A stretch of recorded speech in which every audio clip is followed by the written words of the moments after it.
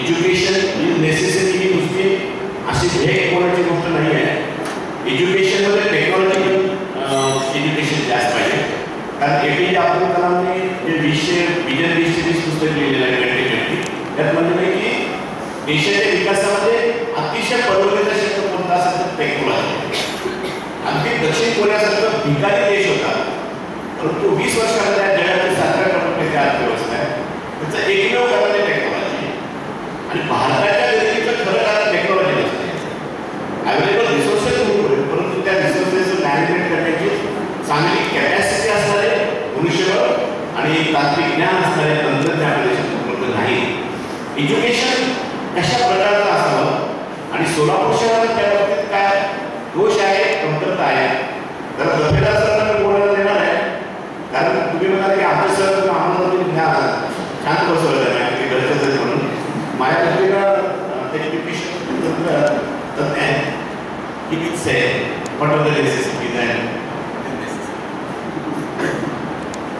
कदाचित दफेदार सरांना ते रोजच ऐकतात, त्यामुळं आज त्यांना शांतच राहू दिलं असतं तर बरं झालं असतं असं बरेच चेहरे सांगतात वाटते मला. मित्र तुम्ही बोलायच्याविषयी फक्त मी अरविंदचे आता जे भाग आहे त्याबद्दल एक म्हणतो. प्रत्येकाने सगळ्यांना सांगितलं की टेक्नॉलॉजीमध्ये आपण कमी आहोत का नाही आहोत, निश्चितच कमी नाही आहोत आपण. पण एक गोष्ट मी आपल्याशी दोनदा बोललेलो आहे, पण आज पुन्हा एकदा बोलेन मी. One American working on his own, one Indian working on his own is far better than 4 Americans working together.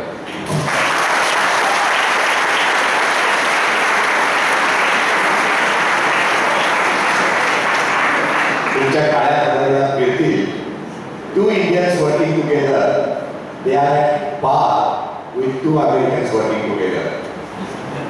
And 4 Indians, 4 technocrats, Indian technocrats working together, they are far below than 1 American working on his own.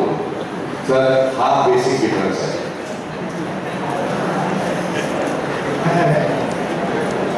मित्रो, जेव्हा केव्हा विकास हा विषय पुढे येतो त्यावेळेस आपण नेहमी गव्हर्नमेंटकडे आपल्या नेते मंडळीकडे पाहतो. खरं म्हणजे विकास हे फक्त गव्हर्नमेंटने करावं, नेते मंडळीने करावं असं अजिबात नाही. विकासामध्ये प्रत्येकाचं एक त्याच्यात कॉन्ट्रीब्युशन असू शकतं. बघता बघता आज गेल्या 5 ते 10 वर्षात आपण पाहतोय की सोलापूर हे एक चांगलं हॉस्पिटल हब झालेलं आहे. आज सोलापूरमध्ये गुलबर्गा, विजापूर किंवा रायचूर, इकडे तुळजापूर, उस्मानाबाद इथून बरेच पेशंट्स येतात. सकाळी जर 11:15 येणारी साऊथवरून येणारी उद्यान ट्रेन जर आपण पाहिली तर 400 जवळपास पेशंट्स हे उद्यानमधून उतरतात आणि वेगवेगळ्या सोलापुरातल्या हॉस्पिटल्समध्ये जातात. आज सोलापूर हे हॉस्पिटल हब म्हणून डेव्हलप करण्यामध्ये मला वाटतं कुठल्याही उभाऱ्याचं योगदान नाही आहे, तो योगदान आहे डॉक्टरांचं. तसंच मला वाटतं की सोलापूर एक चांगलं एज्युकेशन हब होऊ शकतो. आज खरी गरज आहे इथे जे काही एज्युकेशनल इन्स्टिट्यूट डेव्हलप होऊ पाहत आहे त्या एज्युकेशनल इन्स्टिट्यूटच्या मॅनेजमेंटने आणि इथल्या शिक्षकांनी कास टाकण्याची गरज आहे असं मला वाटतं. कुठल्याही एज्युकेशनल इन्स्टिट्यूट डेव्हलप होताना त्याचे 2 मुख्य पिलर आहेत. एक आहे त्या इन्स्टिट्यूटमधला इन्फ्रास्ट्रक्चर आणि दुसरा मेजर पिलर आहे तो म्हणजे त्या इन्स्टिट्यूटमधला एक human resource, particularly the teaching resource. आज बऱ्यापैकी एज्युकेशनल संस्था इन्फ्रास्ट्रक्चर डेव्हलप करत आहेत टू सम एक्सटेंट, पण ह्युमन रिसोर्स डेव्हलपमेंटकडे, टीचर्सच्या डेव्हलपमेंटकडे, टीचर्सना मोटिवेट करण्याकडे या एज्युकेशनल संस्थांचा मॅनेजमेंटचा अजिबात कल नाही आहे. टीचर्सना कसं आपल्याला कमीत कमी ह्याच्यात होता येईल यामध्ये सगळ्या मॅनेजमेंटना वाटतं की आपण आपला खर्च कमी करतो. खरं म्हणजे आज मॅनेजमेंटनी विजन हे ठेवायची गरज आहे की जर हे ह्युमन रिसोर्स डेव्हलप झाला, टीचर डेव्हलप झाला तरच इन्स्टिट्यूट डेव्हलप होणार आहे. एखाद्या इन्स्टिट्यूटमध्ये एखाद्या लॅबमध्ये इक्विपमेंट कमी असेल तर चालेल, पण एक चांगला शिक्षक एखाद्या विषयाचा कमी असेल तर करतो, तो विषय पूर्णपणे त्या बॅचचा वीक राहतो, हे आज सगळ्या टेक्नॉलॉजिकल इन्स्टिट्यूट्सनं त्याच्याकडे लक्ष देण्याची गरज आहे असं मला वाटतं. यानंतर मी थोडंसं शिक्षकांकडे वळेन. आज शिक्षकांनी आपला हा प्रोफेशन म्हणून न घेता हे पॅशन म्हणून घ्यावं. आज टेक्नॉलॉजिकल डेव्हलपमेंट खूप फास्ट होत आहे. या सगळ्या टेक्नॉलॉजिकल डेव्हलपमेंटचा आपण आपल्या प्रोफेशनमध्ये कितपत उपयोग करतो, मनापासून कितपत उपयोग करतो हे बघायची वेळ आलेली आहे. आज तुम्ही नेटवरती जा, तुम्हाला भरपूर literature in the form of PPTs, in the form of PDF files, in the form of animations, videos available आहे. आज मुलांना फारसं शिकवायची गरज नाही. आज गरज आहे मुलांना तुमचे एक्सपिरियन्स शेअर करण्याची. त्यामुळे शिक्षकांनी आपला एक्सपिरियन्स वाढवावा, आपला नॉलेज लेवल वाढवावा, आपला नॉलेज बेस वाढवावा, तरच मला वाटतं हे दुसरा जो पिलर आहे एज्युकेशनल इन्स्टिट्यूटचा, ह्युमन रिसोर्स टीचर्स, हे डेव्हलप होईल. तिसरा एक पार्ट मला थोडासा सोलापूरमध्ये जाणवतो, तो म्हणजे आज गरज आहे सोलापूर विद्यापीठाकडे सोसायटीचा बघायचा दृष्टिकोन. खरं म्हणजे एक खूप आयडियल सिच्युएशन सोलापूरला मिळालेली आहे. केवळ एका जिल्ह्यापुरती एक विद्यापीठ डेव्हलप झालेली आहे. पण या छोट्या विद्यापीठाचा आपण ॲडव्हान्टेज घेण्यापेक्षा त्याचा डिसॲडव्हान्टेज जास्त व्हायला लागला आहे असं मला वाटतं. कारण विद्यापीठात जे काही चाललंय ते लगेच पत्रकार मंडळी आमचे जातात. छोटासा प्रॉब्लेम असेल तर एक शोध पत्रिका ह्या भावनेनं त्या छोट्याशा विषयाला आपण मोठा करून दाखवतो. आणि 11वी-12वीच्या मुलांना समाजात असं वाटतं की बाबा सोलापूर विद्यापीठात सगळ्या सावळा बंगाल चालू आहे. खरं म्हणजे मित्र तसं नाही आहे. आज सोलापूर विद्यापीठ ज्या पद्धतीनं काम करत आहे, तुमच्याकडे जेवढं मॅनपॉवर आहे त्या मॅनपॉवरच्या कंपॅरिझनमध्ये सोलापूर विद्यापीठ माझ्या मते खूप चांगलं काम करतं. या विद्यापीठात आपण आहोत म्हणून मी बोलत नाही. आज तुम्ही पुणे विद्यापीठ बघा, मुंबई विद्यापीठ बघा, ह्यांच्यापेक्षा लवकर रिझल्ट सोलापूर विद्यापीठाचे निश्चितपणाने लागतात. आज असेसमेंटमध्ये विद्यार्थ्यांना वाटत असेल की माझा असेसमेंट प्रॉपर झालेला नाही, तुम्ही तुमचे झेरॉक्स मागू शकता, बघू शकता. प्रत्येक विद्यार्थ्यांना कमी जास्त प्रमाणात या गोष्टी होत असतात. म्हणून लगेच सोलापूर विद्यापीठ हे त्याला व्हॅल्यू नाही आहे असं समजायचं काही कारण नाही आहे. विद्यार्थ्यांना मला एकच गोष्टीचं प्रकर्षाने सांगायची आहे की मित्रांनो, व्हॅल्यू हे विद्यापीठाला असत नाही. व्हॅल्यू थोडीफार एखाद्या इन्स्टिट्यूटला असू शकते, पण त्याहीपेक्षा व्हॅल्यू असते ते तुमच्या नॉलेजला, व्हॅल्यू असते ते तुमच्या स्किलला, व्हॅल्यू असते ते तुमच्या ॲबिलिटीला. एकच उदाहरण देतो.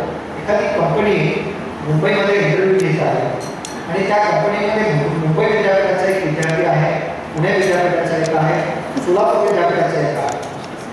जर तुमचा परफॉर्मन्स खूप चांगला असेल तर ती मुंबईमध्ये असणारी कंपनी हे म्हणणार आहे, बा तुझं नॉलेज खूप चांगलं आहे, तुझं परफॉर्मन्स चांगलं आहे, तू चांगलं करू शकतो, पण तू सोलापूर विद्यापीठाचा असल्यामुळे आम्ही तुम्हाला घेत नाही असं कुठलीही कंपनी म्हणणार नाही. त्यामुळं विद्यार्थ्यांनी मनात ती शंका काढून टाकावी की सोलापूर विद्यापीठाला व्हॅल्यू नाही आहे. व्हॅल्यू आहे ते तुमच्या नॉलेजला, तुमच्या स्किलला.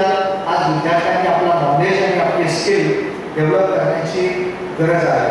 बऱ्याचदा मी पाहतो 11वी-12वीला जरा चांगले मार्क पडले की मुलं पुणे विद्यापीठाकडे पडतात. आणि का कोणास पुणे विद्यापीठाचा लेवल पाहिजे म्हणून तुमचे सोलापूर जिल्ह्याच्या बाउंड्रीवरती जो गाव आहे इंदापूर, त्या इंदापूर त्या कॉलेजमध्ये केवळ पुणे विद्यापीठाचे सर्टिफिकेट पाहिजे म्हणून ॲडमिशन घेत आहे.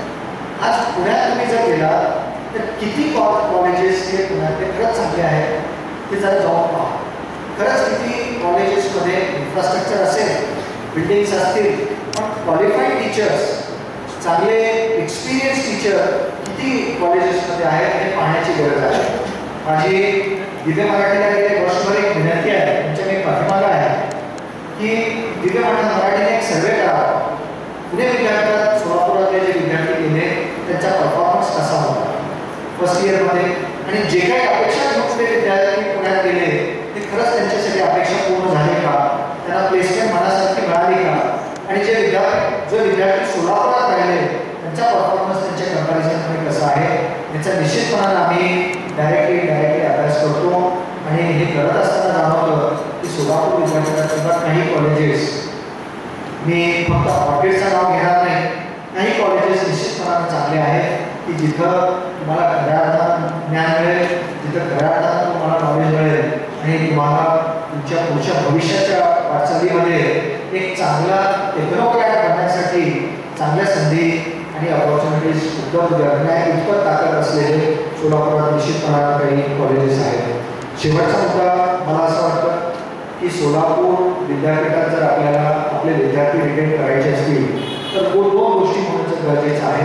पर्टिक्युलरली महाराष्ट्रात टेक्नॉलॉजिकल युनिव्हर्सिटी होणं गरजेचं आहे, जे कर्नाटक स्टेटने खूप पूर्वी ओळखलं आणि कर्नाटक स्टेटमध्ये टेक्नॉलॉजिकल युनिव्हर्सिटी झालेली आहे. जर मला वाटतं महाराष्ट्रात टेक्नॉलॉजिकल युनिव्हर्सिटी झाली तर सोलापुरातल्या एज्युकेशनल इन्स्टिट्यूटचं सुद्धा निश्चितपणानं इथल्या समाजाचं इकडे या इन्स्टिट्यूटकडे बघण्याचा कल वाढेल. एक गोष्ट. दुसरी, सोलापुरात चांगल्या इंडस्ट्री जोपर्यंत येत नाही तोपर्यंत आमच्या मुलांना इथंच एम्प्लॉयमेंट जोपर्यंत जनरेट होत नाही तोपर्यंत इथले विद्यार्थी इथे ॲडमिशन घेणार नाही. आज आपण बघतो सोलापूर विद्यापीठातले बरेचसे MBA कॉलेजेस बंद होत आहेत. त्याचं एक मेन कारण सोलापुरात ज्या मुलांनी ॲडमिशन घेतलं त्या मुलांना सोलापुरातच मॅनेजमेंट फील्डमध्ये जॉब ऑपॉर्च्युनिटीज खूप कमी आहेत. तर सोलापुरात एक चांगली इंडस्ट्री सेटअप डेव्हलप होणे आणि महाराष्ट्र लेवलला टेक्नॉलॉजिकल युनिव्हर्सिटी जर झाली तर मला वाटतं सोलापूरच्या एज्युकेशनल सिस्टीमला एक मोठा हातभार लागेल असं मला वाटतं. धन्यवाद.